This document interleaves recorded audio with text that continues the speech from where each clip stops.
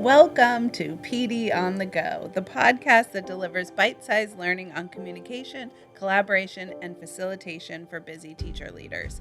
Tune in while you're in the car, on your lunch break, or making copies, and get ready to level up your leadership skills.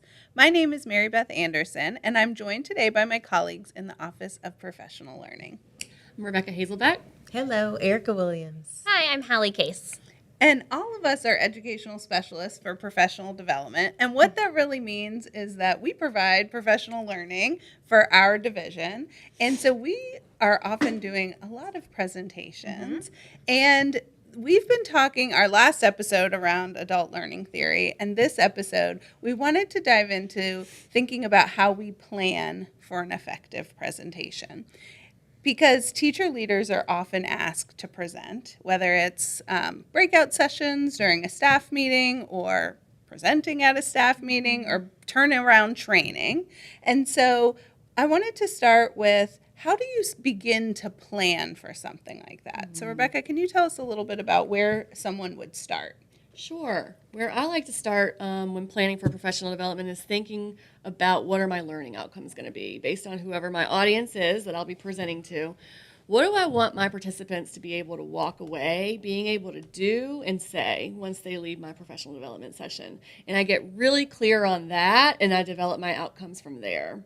And so then as I'm putting in content, if I'm getting a little too much content, I'm going back to those outcomes and saying, if it doesn't fit with one of these outcomes, then we need to save it for something else. So that's where I like to start. Yeah, so always aligning that learning to the outcomes, and that really is steering your ship, so to say, of the time you have together. All right, so once you have the outcomes, then what could be the next step when you're thinking about what content or how that fits in there? Yeah, so the way that we do it pretty commonly, I think, is we look at one outcome at a time. This isn't a universal rule. There's other ways to do it. But if you're just starting out, a great way to picture it is you have your outcome, and then you're going to deliver whatever content that aligns with that outcome. And it could be through a text as expert. It could be your own direct instruction. It could be a video. There's lots of different ways you could deliver that content.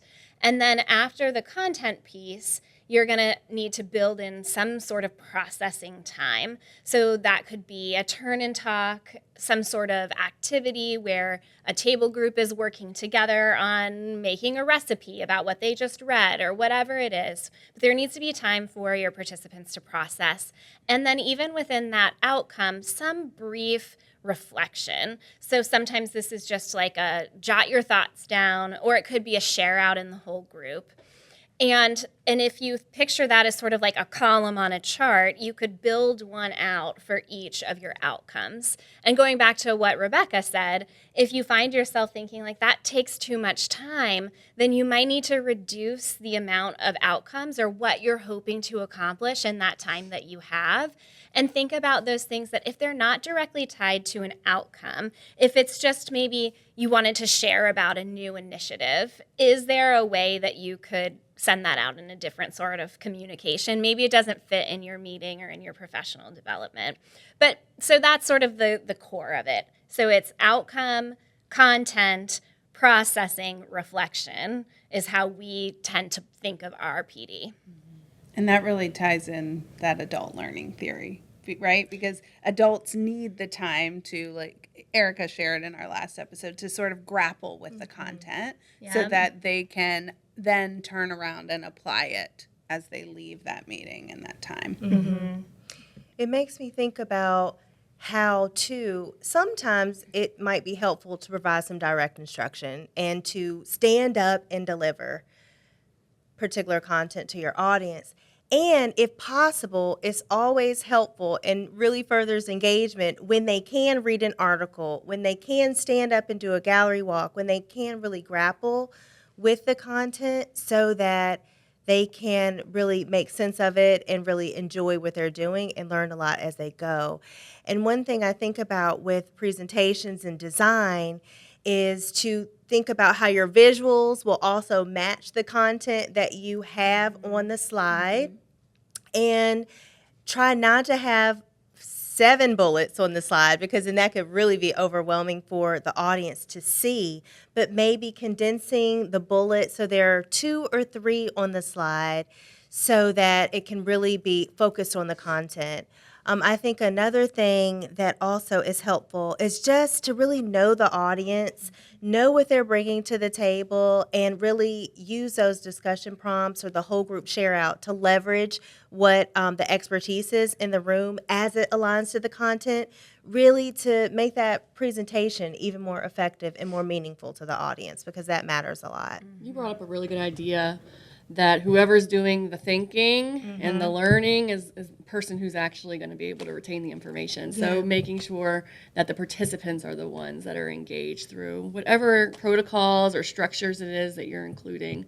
You want to try to reduce the amount you're talking at them and let them do the thinking and the work. Yeah, and if possible, at the end, don't forget that reflection opportunity. So whether it's a summary question, like what did you take away from this session that's most important to you, or maybe it is to have what are your next steps, or some sort of action plan can help to crystallize the learning so that when they leave, they can walk away with some action steps or some applications so that they don't forget, or we all don't forget when we go back to our spaces. Yeah. I think, too, going back to that direct instruction piece, like regardless of what you choose to do, we sort of function under this general rule of thumb that you shouldn't talk or have that direct instruction be for more than 10 minutes without giving a 2-minute little processing check-in. So we call that the 10 and 2 rule. And so that would be something to keep in mind, too. And honestly, it's the best of intentions. Like often we find ourselves delivering PD where we realize, oh, this is taking longer than I thought it was going to. So you have to have some flexibility too to realize, like, it's been about 10 minutes. I didn't plan for this processing, but I'm going to pause here and say, like, take 2 minutes to talk at your tables, check in and see where you're going, where you are in your thinking right now, right? So I think that kind of it's important, because if there's too much going on, then it's exactly what Rebecca said, like, it's the presenter that's taking away the most and not the audience. I'm just thinking, in all of the things we've talked about, it's like simple, right? Simplify. So think about what are your 2 or 3 outcomes that you're trying to meet. What is the content going to be? How are they going to process? And how are they going to reflect so that they can turn it around? So we do have some tools that we can offer to our listeners. We have 2 things that we will post on our teacher leadership site. One is a PD planner, and it goes through just the same chunks that Hallie was talking about. You have your outcomes, the content, how you'll share that content, the processing, and then the reflection. And then we also have another article called 21 planning questions to get started for your PD. So we will share both of those on our teacher leadership site.